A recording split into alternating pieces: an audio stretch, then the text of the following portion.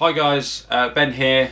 Sorry to spam your social media with a video of this nature, but I feel that something needs to be said, and I think the reason that I feel it needs to be said is because I was sat by myself completely just thinking over the kind of public events of the last few days, the last week or so, on top of stuff that I'm thinking about personally as well. And in doing that, I stumbled across a podcast which offered me a piece of information that I think you guys should know. So obviously the thing that I'm referring to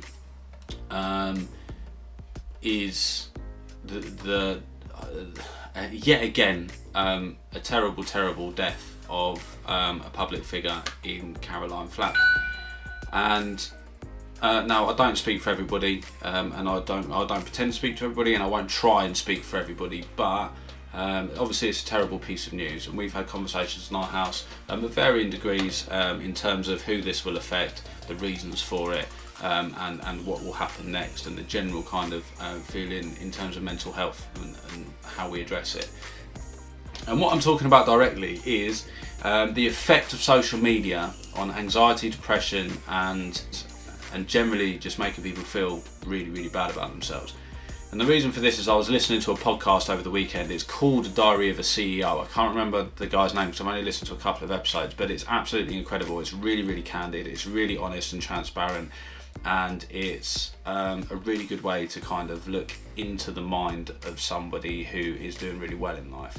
And I was quite surprised at the kind of lows that this guy was talking about and the kind of things that he was going through. And it led me to the conclusion and to think about the connection with social media and mental health. And we know that this is connected. We know, we all share things, and we've all seen the statistics, and every time people are dying and killing themselves and going through a hard time, we go, oh yeah, social media this and social media that, but none of us are avoiding it. Everyone's going, oh, it's really bad, but none of us are putting it down for 5 minutes a day. None of us are taking a conscious effort to get off it, and that's kind of what this video is about. It's important to realise why social media was invented. Okay, Facebook, Instagram, Snapchat, TikTok, Twitter, all of these huge social media platforms were created and invented for one reason and one reason only, and that is to make somebody a lot of money. And to make somebody a lot of money, it means that they've got to convince an audience of a certain opinion. It means they've got to create something that will make you react in a way that you will go to their material, buy, share, or do whatever it is that is going to make them that money. And in doing that, social media has a huge number of features specifically designed to evoke a reaction in your brain to a level that you would never even consider. I'm talking about even the colours of your notifications, the way that you scroll through social media, the way that things are suggested to you that you should see that we don't even realise. And the importance of this is this. When we look at social media, when I look at social media anyway, as I said, this is just my opinion, I'm very aware of the fact that I've got in my hand a hugely two-way device, and that being that I can see a huge amount of detail of people's lives, a huge section of people's lives, and I believe that I know a hell of a lot about the people that I see on social media. That being said, I also feel that I am very visible on social media, and if you've seen my social media profiles, you'll know that as a person I'm not very visible on social media, but I do share a lot of stuff, and that in turn lets people know what I am as a person and who I am, and that's very much how I feel looking at a phone, almost like a direct window to the people that I connect to. And I've felt this way for a long time, and we've had kind of little schemes and tested things in our house where we'll go, right, let's not look at social media until lunchtime when we wake up in the morning. And do you know what? It has a huge effect on our day. It makes you feel amazing because everybody knows that social media is a huge comparison now. Whether you want to or not, when you go on social media, you are comparing yourself to other people's lives. And whether you consciously think better or worse about yourself as a result of seeing what somebody else is doing, chances are that it has an effect on your mental state, whether it's good or bad. Now, we know due to the recent events in the media that a lot of this is going to have been bad. And the reason for that became apparent when I was listening to the podcast that I've just mentioned, the Diary of a CEO.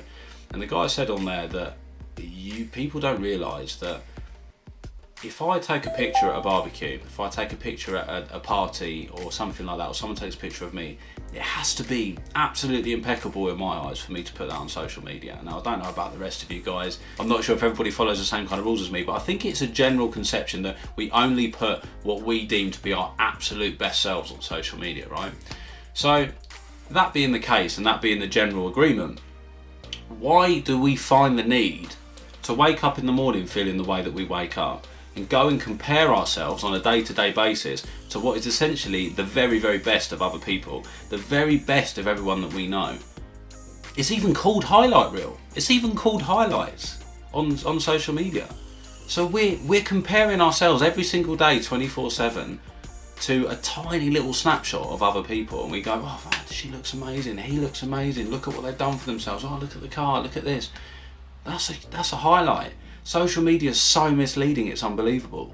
And as soon as we realise that, and I don't mean to be judgmental, but if I'm looking at your social media and I'm going, wow, nice picture, I know for a fact there was 99 other pictures that you went through to get to that good one. You got to realise that when you're looking at social media and you're viewing people that you do have amazing relationships with, most of them, some that you don't, some you aspire to be like, and some you despise in some way because you look down on, I've been in that position and I know that maybe they'll grow out of it, or etc, etc. We have these different opinions, but it's really important to realise that they're highlights. Don't compare yourself on any kind of day to somebody's highlight reel. You can't. There's no comparison. Doesn't matter what their lifestyle's like. Okay, and that is what social media is. It's a hugely manufactured image of somebody's life. Okay, and whether we agree to it or not, or whether it's intentional or not, that's just how it works. That's how it is. Following on from that, when you look at social media, we all know, we've all had the conversations and laughed about the fact that we can be talking about something out loud and we see an advert for it on social media in a couple of days' time. We joke about it and we laugh about it, but it really isn't funny, and I'll tell you why. Because social media, and every social media platform that you look at, is written in algorithms to recognise what you're engaging with and to show you more of it.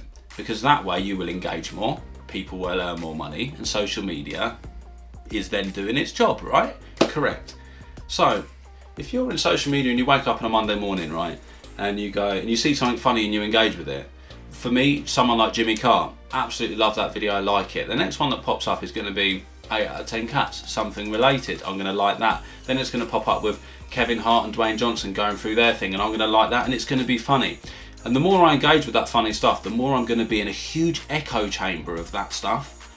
So in a couple of weeks' time, all I'm going to see on my social media feeds is that stuff, right? But that's relying on me being in a really good mood constantly, and that's not the case.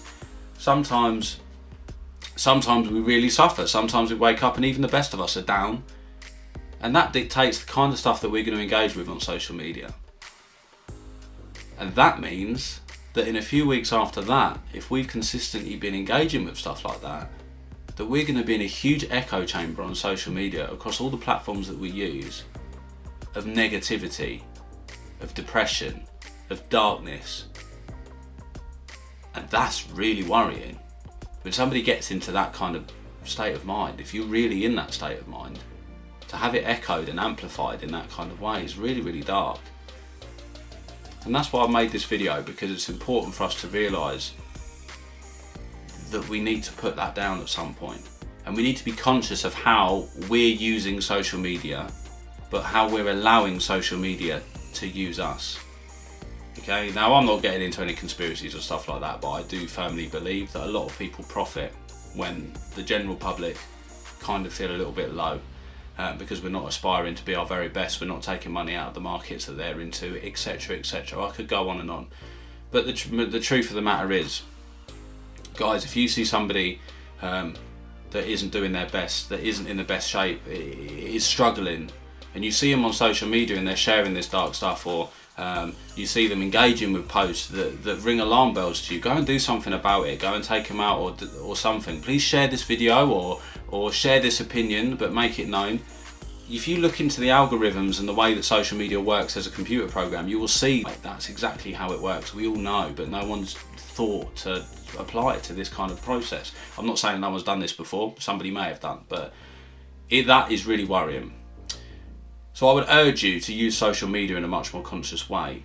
we quite often in our house have maybe weeks where we go, okay, right, we're going to do no social media until 12 o'clock in the afternoon. I'm going to wait till I'm on my lunch break and then I'm going to do a bit of social media. And if you start doing the same thing, you'll notice that you are hugely more positive when you're using social media. You will engage with better stuff. You're not as addicted to it. Because again, social media has literally employed people to come up with features to keep you on your phone for as long as you can, because it makes money for someone. And I'm not knocking that. Everybody's out for success at the end of the day, and we've all got profit from somewhere. But that is quite dark that is the case. I don't think it was intentional that if you went down this dark rabbit hole on social media that you would be surrounded by it 24/7.